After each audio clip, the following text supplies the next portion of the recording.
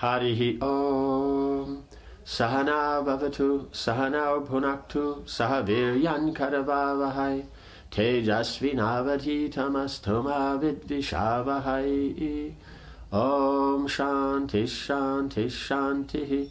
Om Jaya Shri Krishna Chaitanya Prabhu Nityananda, Shri Advaita Gadadhara Shivasari Gaura Bhakta Brinda.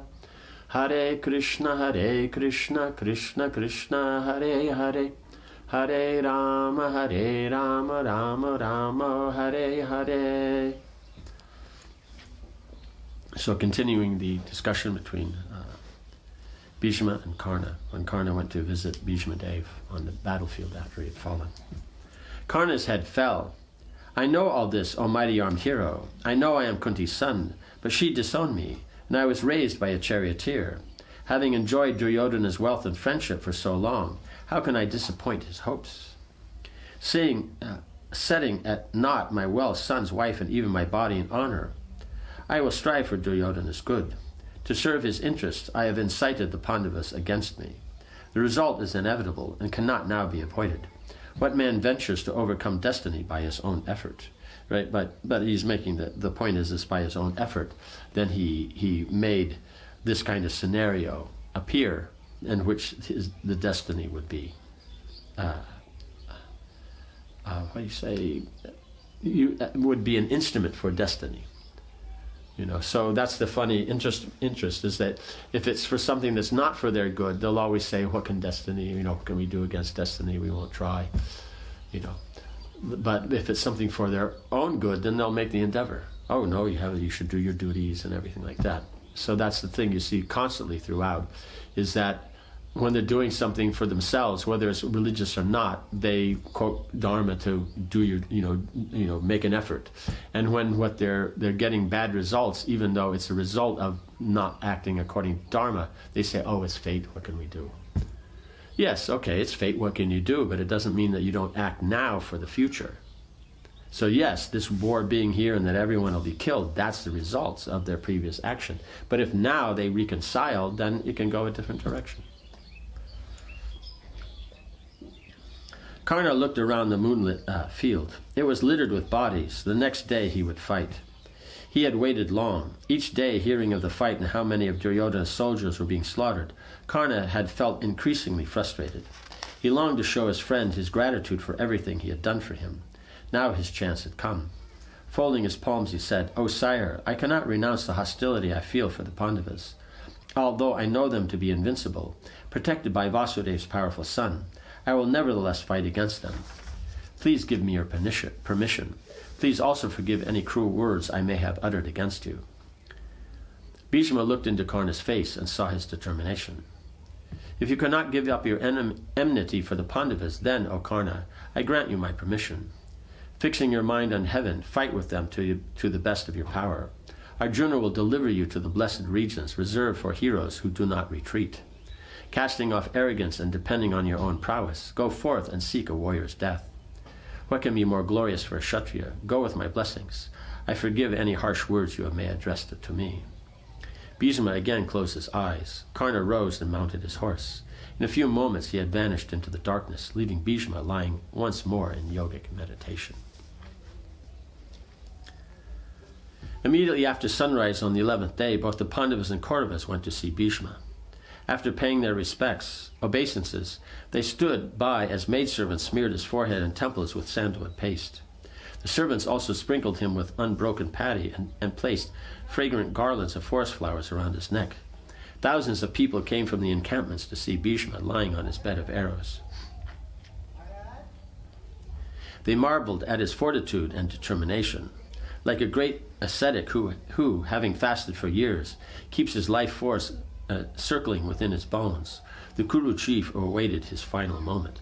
Because in these great yogis and that, then they can do that. Means even though the body is technically not really fit to be living in, but they can keep the life force moving, by their meditation. So he's such a yogi, and so then he's showing, that, and that everyone's appreciating. The Kuru chief waited for his final moment. Putting aside their armor and weapons, the soldiers of the two armies gathered around the fallen hero. Bhishma opened his eyes and looked around, moving his head slightly. He lifted his hand and said, "Please bring me water." Hearing Bhishma address them in a rasping voice, the Kauravas quickly fetched jars of cool water. They also brought food, which they set out before him. Bhishma shook his head. "I will no longer accept articles of human enjoyment. I have passed away from the society of men and am lying here on an arrow bed only until the moment is right for me to die. Where is Arjuna?" Right, so his point was, I've already passed away from the human society. It means if he wasn't a great yogi, he would have been dead. So the only reason he's alive or staying within the body is because he's decided to only leave when it comes to the Uttarayana. So then this aspect of his ability within yoga, then being very renowned, then he's going to function on that consideration. So then as far as society goes, he's dead, so he's taken sannyas. He's not part of their grihastha scene that he has to be involved in the battles anymore. Arjuna stepped forward and stood with folded palms before Bhishma. "What would you have me do, O grandsire? My body is burning. I am pierced all over with arrows and am feeling extreme pain. My mouth is dry, and I desire to drink water that only you can supply." Arjuna walked around Bhishma 3 times, then fixed the bright golden arrow to his bow. After chanting a number of Vedic aphorisms and empowering the arrow with the celestial Parjanya weapon, he fired it into the earth close to Bhishma's head. At once, a jet of pure, cool water gushed out. The nectar-like water rose up in a fountain. And went directly into Bhishma's mouth. A gasp went up from the assembled Kshatriyas. They cheered and waved their garments.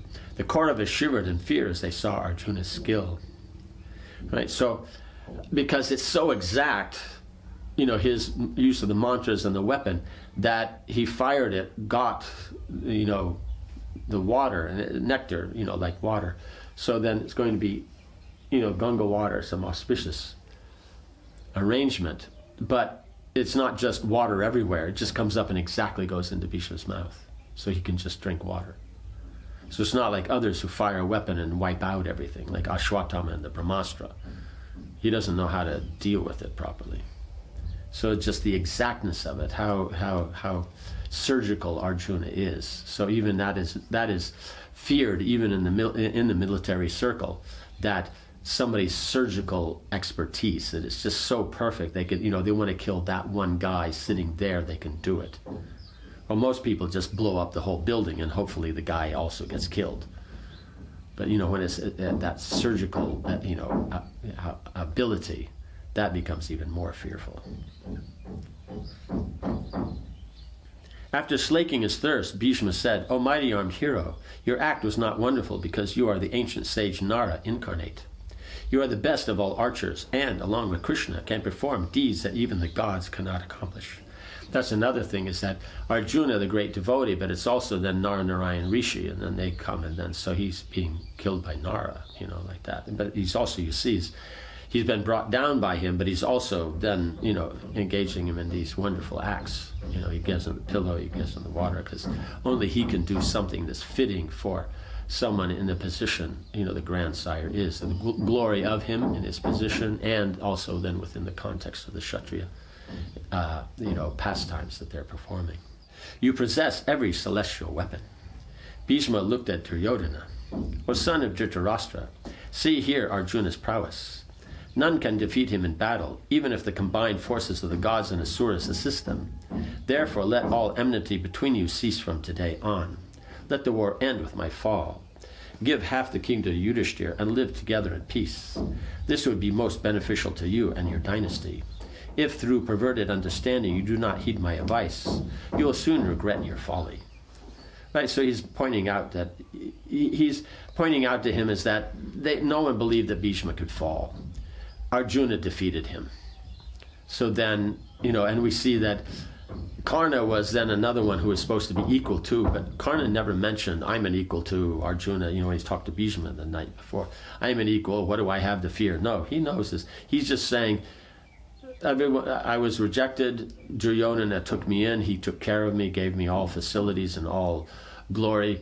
And so therefore then, how can I not do everything for him? So basically you see he's going down fighting. And then Bhishma gives the blessing that, be like a hero, like the Kshatriya, and and fight well and die a hero's death, because that's his point. Is he gives them that you are dying a hero's death. You're not winning this battle. And he doesn't say anything there. He doesn't say, no, I think we can win. Here you're wrong again. Why are you always criticizing? No. He knows.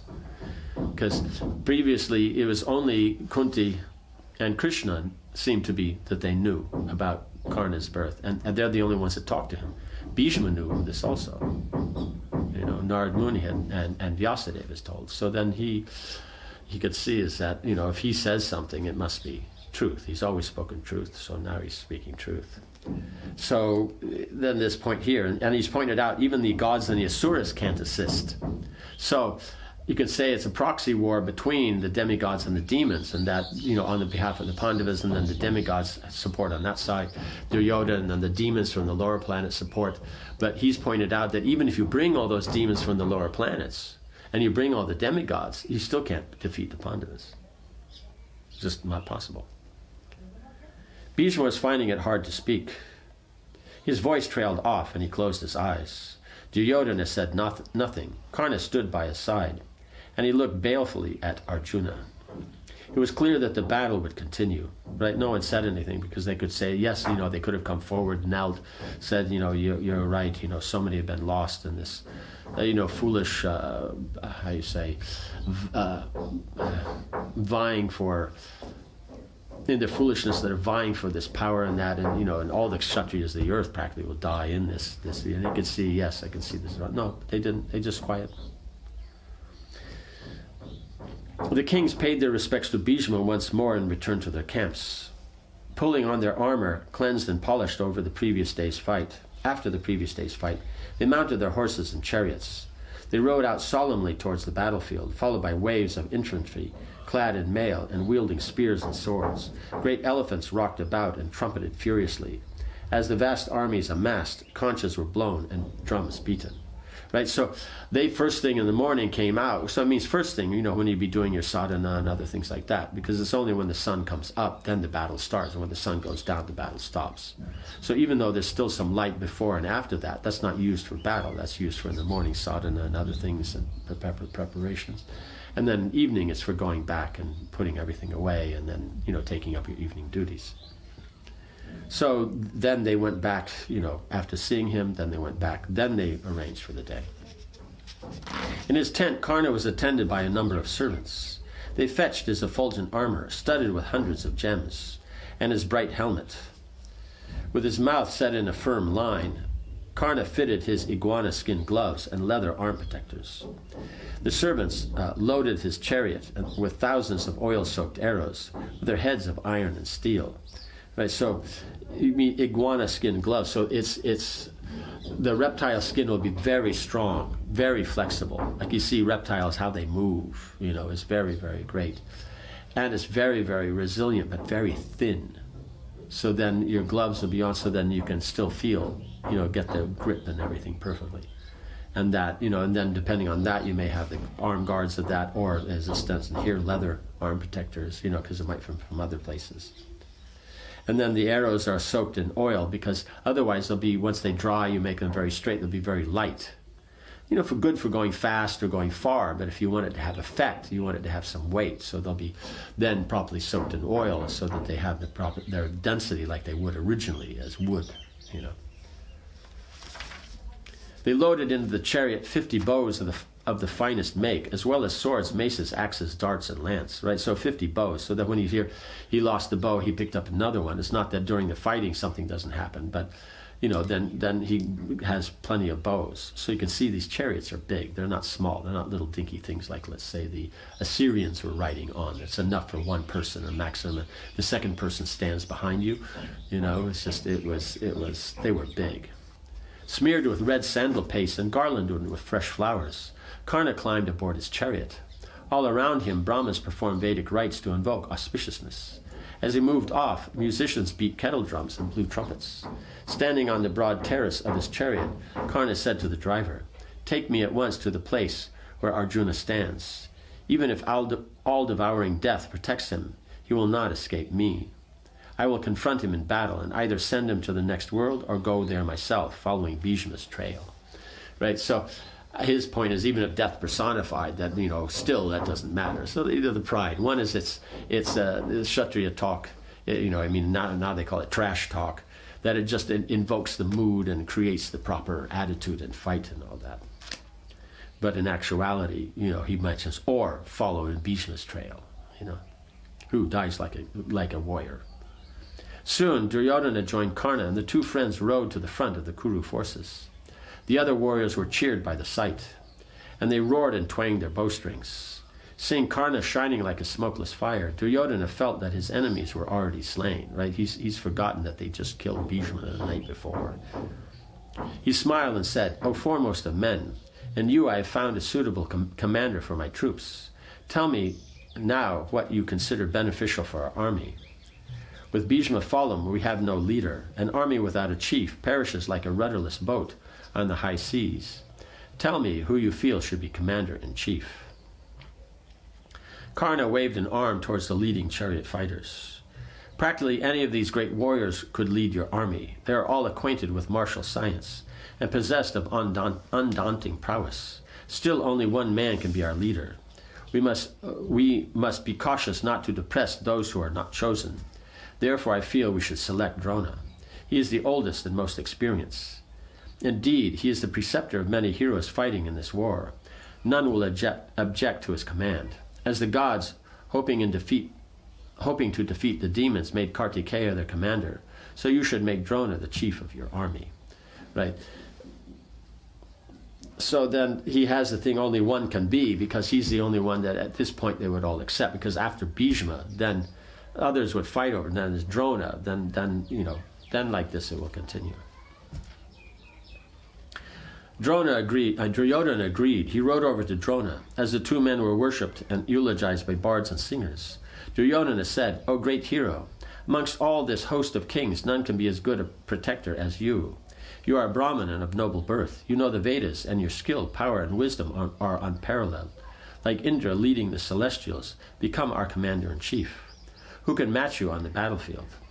Even Arjuna will not dare approach us with you at our head." Drona stood tall on his chariot, his great bow by his side. With his white hair and beard and his silver armor, he shone like the moon on a clear night. Raising his hand in blessings, he replied, "I am versed in the Vedas and their 6 auxiliaries, and I know the science of weapons. I will therefore offer battle to Pandu's sons. Conquering the Panchala and Somaka armies, I will range across the field, striking terror into our enemies' hearts.